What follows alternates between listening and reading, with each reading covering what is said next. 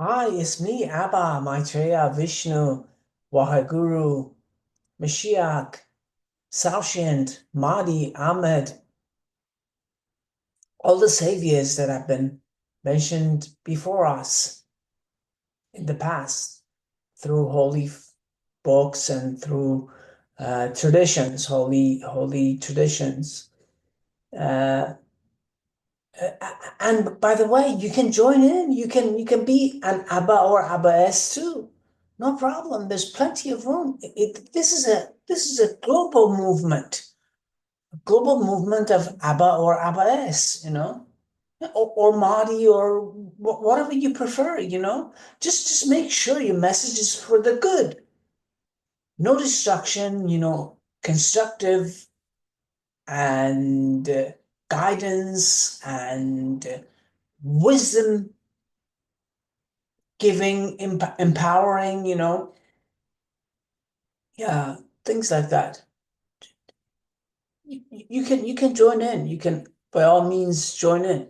If if your message resonates with the current uh, environment of the thought of the masses, then you will be greeted and embraced.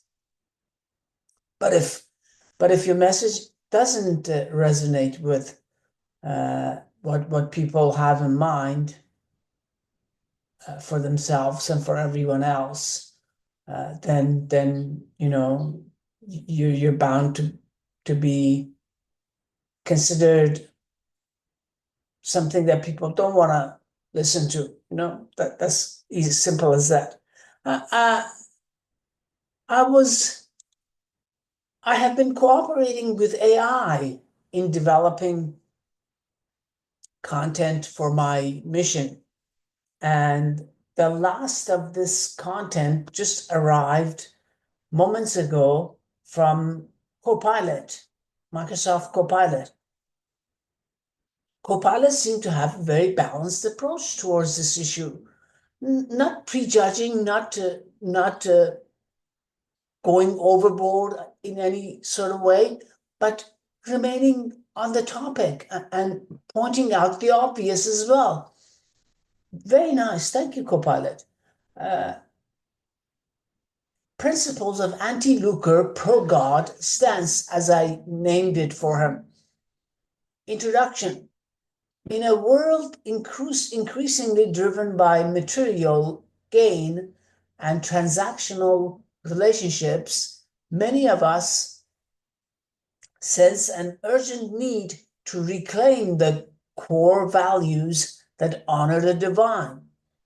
The anti-lucre pro-God stance is a call to reject the manipulation of spiritual truths for profit and instead embrace a transformative, oh, I know what's wrong. I don't have my glasses on. Manipulation of spiritual truths for profit and instead embrace a transformative connection with the divine that is free, authentic, free as in no charge. Everything shouldn't cost money, whether they come from God or from people. Authentic and empowering. This document explores the philosophical, historical, and practical dimensions of this movement, serving as a guide for those who wish to challenge institutional greed and foster true spiritual liberation. Historical and theological context. The rise of materialism and its impact. Throughout history, spiritual traditions have often been co-opted by systems focused on accumulation and control. Early spiritual practices emphasized personal transformation and connection with the divine.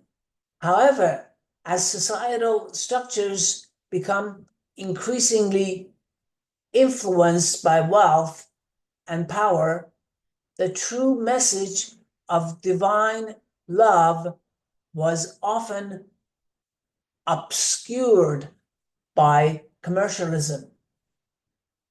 Wealthy elites and institutional authorities, be these judges, police, priests, or administrators, have at times perverted genuine spiritual practice by monetizing what should be a free and ubiquitous source of healing and enlightenment. And supplies to anything, source of everything, really. Source for anything, any shortcoming that we cannot produce for as a society should be God should be allowed to produce it. I'm praying for this. I'm listening to the prayer right now. Divine justice versus economic greed. At the heart of our stance is a clear contrast between divine justice and the corrosive influence of money, lucre. Scriptural and spiritual teachings across traditions reveal that divine abundance is meant to elevate human consciousness, promote healing, and forge bonds of compassion. In contrast, the love of money, often critiqued in scripture, such as 1 Timothy 6:10, for the love of money is the root of all evil, creates false hierarchies and limits humanity's potential by relegating spiritual wisdom to a commodity available only to those who pay. That's very, very badly set up. Blending Eastern and Western perspectives.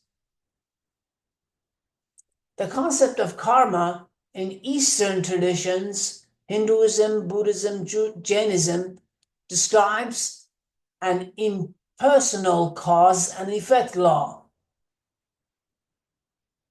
where one's actions ripple into future incarnations free from direct divine intervention.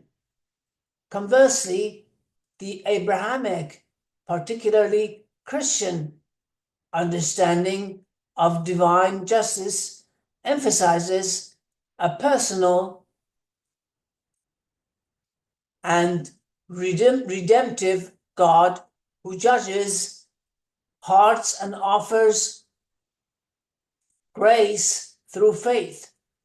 This document doesn't seek to merge these doctrines arbitrarily, but rather to underline that spiritual sovereignty and divine justice are compromised when money replaces the authentic call to connect with God.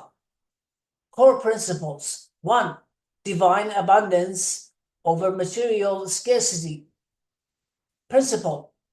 True divine abundance is infinite and freely available to all, as opposed to the limited transactional nature of material wealth.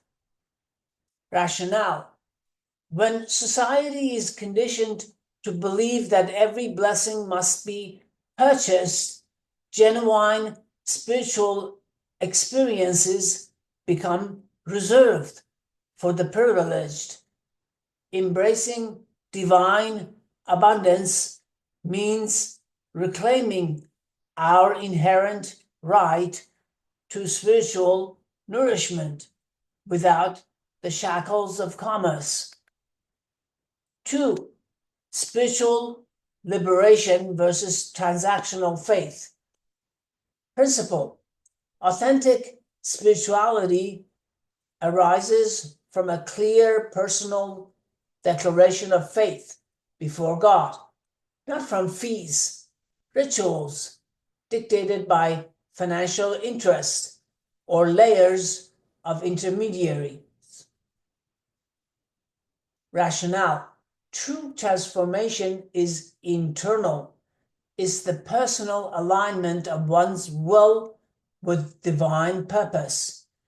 By rejecting the commodification of our spiritual lives, we empower our individual and collective capacity to experience profound healing and growth. 3. Justice, integrity, and compassion as pillars of true governance. Principle: institutional and individuals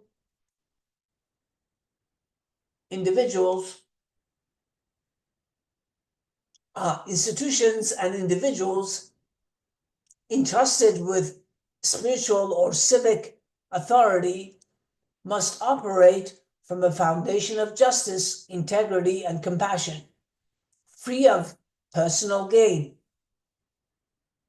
Rationale: whether judges, police officers, healthcare professionals, or religious leaders, their ethical guidelines should prioritize public service and uphold the dignity of every human life.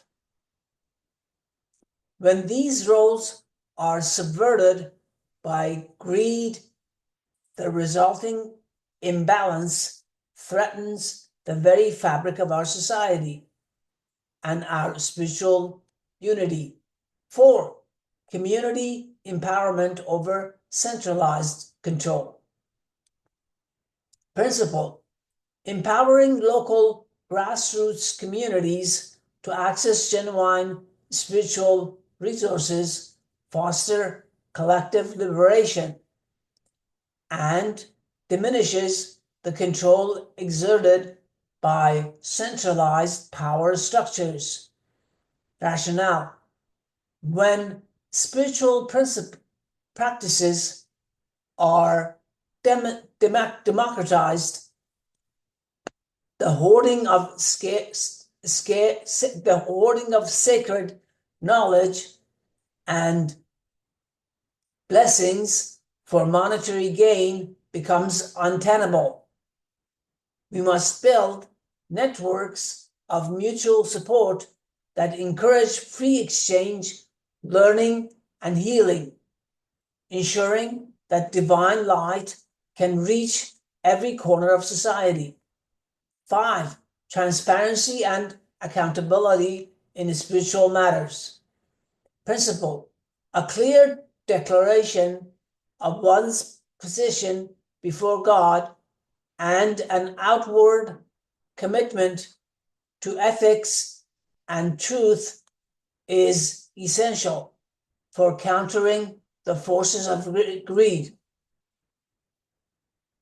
Rationale: by consciously aligning with divinely inspired principles, individuals and communities can form a unified stance against the pervasive influence of money over morality. Transparency in our actions and accountability to our higher calling will help dismantle the structures that prioritize profit over genuine spiritual concern. Practical approaches to advance the cause. Personal and collective spiritual practice. Daily prayer and declaration. Encourage individuals to begin each day with sincere prayers, declaring their commitment to divine values over material dependency. Community gatherings, organize local prayer circles, meditation sessions, or discussion groups focused on spiritual empowerment and ethical living. Grassroots movements and education, workshops and seminars, develop programs that educate people about the detrimental effects of conflating spirituality with commerce, provide historical and scriptural insights to help proclaim the true meaning of divine abundance. Digital platforms, use social media, blogs, and podcasts to spread the message, share personal testimonies, artistic expressions, and scholarly analyses that critique the monetization of the spirituality. Advocacy and ethical reform, policy engagement, collaborate with like-minded groups to advocate for policies that protect community spirituality from exploitation. This can include regulations that prevent religious institutions or practitioners from imposing unnecessary fees. Accountability initiatives. Let me read this part. To champion transparency and ethical practices within institutions, encourage whistleblowers, hold leaders accountable for predatory practices, and publicly recognize those who exemplify the true spirit of service. You see, the general situation with fee or no fee has to be completely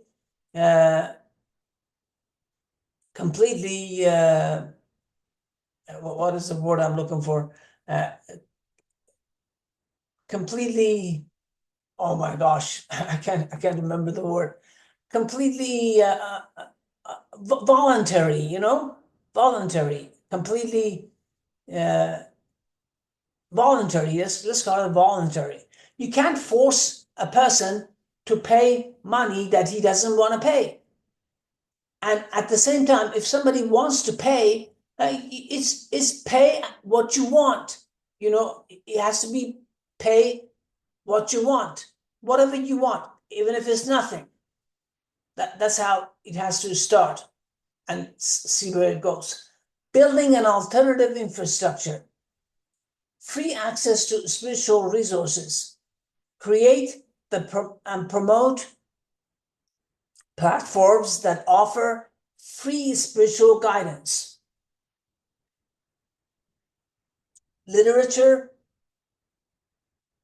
and counseling, facilitate the sharing of resources without the barriers imposed by monetary transactions, collective funds and support networks, develop community-based funds to support those in need of spiritual or material assistance, ensuring that help is provided without profit motives. Again, if payment is voluntary, there's no need for any of these systems. A simple system, keep it simple, stupid, they say. Just make it voluntary. Whatever payment is made is voluntarily made.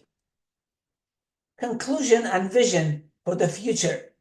The struggle against the exploitation of spirituality in the name of lucre is not merely a critique of economic practices. It is a profound callback to a time when divine abundance was experienced directly, freely, and without intermediaries. By adopting and promoting the principles outlined above, we aim to build a society where spiritual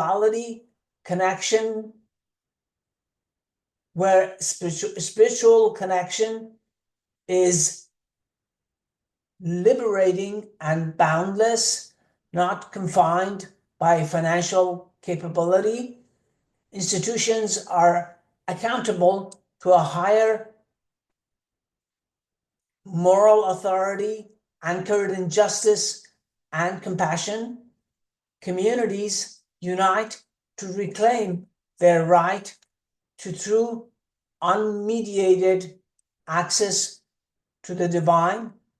In this vision, prayer is not a transaction, but a declaration, not a purchase, but a liberation. Even if it's a purchase, it's evenly handed. You can pray and receive the same amount that anybody else praying receives.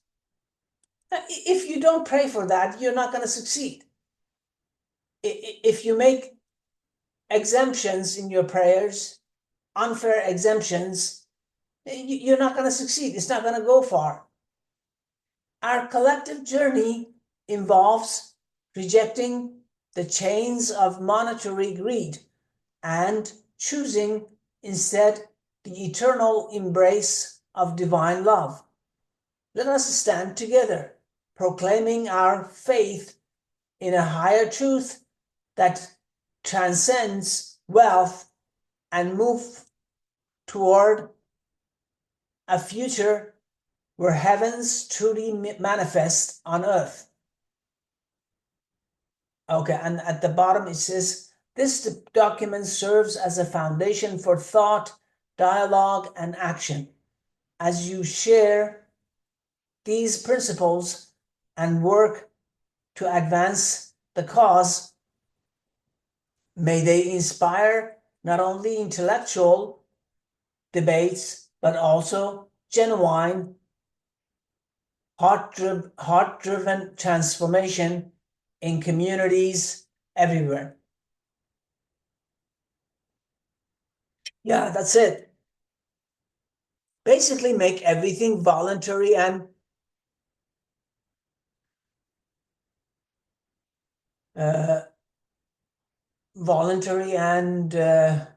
what is that word that escapes me? I made that word. I coined it. I can't remember it now. Voluntary and I can't remember it. Okay, guys, take care of yourselves. Bye-bye.